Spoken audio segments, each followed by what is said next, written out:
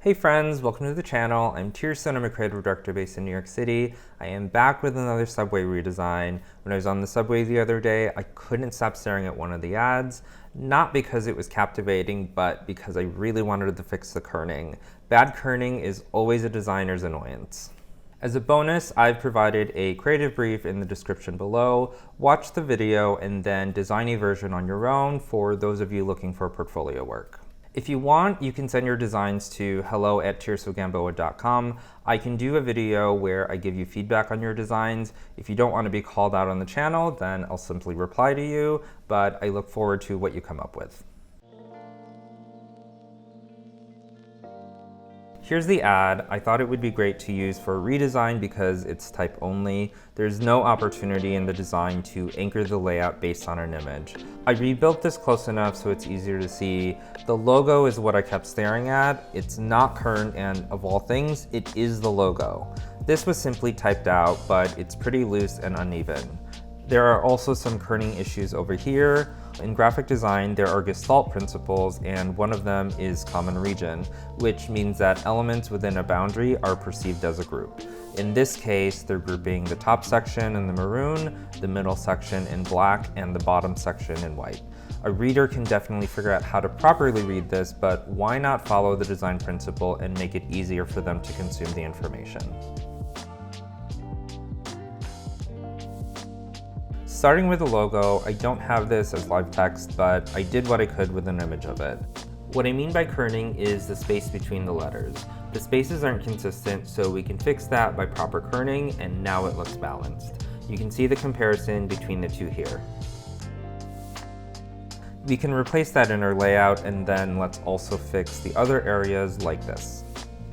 I want to remove the colored regions and turn everything black so we can start organizing the information. I'll drop a very simple 6-column grid. Now let's start moving things. Let's move the main headline to the left. I'm not actually sure why this is in title case, so let's style it in uppercase. We can push the contrast here a little further with size and font weight. We'll do a similar style up here for destination. Mind you, I'm keeping everything simple and just aligning to the grid. Your future is too heavy, so we can come down a few weights.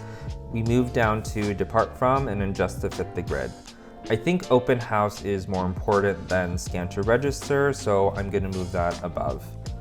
And then the date, probably heavy, but we'll keep it for now. Let's fix the scan to register. I'm not loving the shape of the white space being created.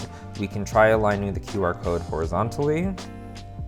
I'm still not loving it. We can go in a different direction, having them in separate columns. It feels off to have them align at the top, so we can balance that out by centering them in the respective columns. Since we centered these elements, we should probably center the other elements. There's some competing types, so we can adjust the size. Let's remove the grid. We can simply finish this by adding lines to separate each region. I won't make them go edge to edge so that the elements still feel connected. And now we can add back some color. You can also try the reverse of this with knocked out white text on a black background. And we can also do an option with a full color background. I kept the text all white in this version because the black was hard to read on the maroon. Here are those 3 options.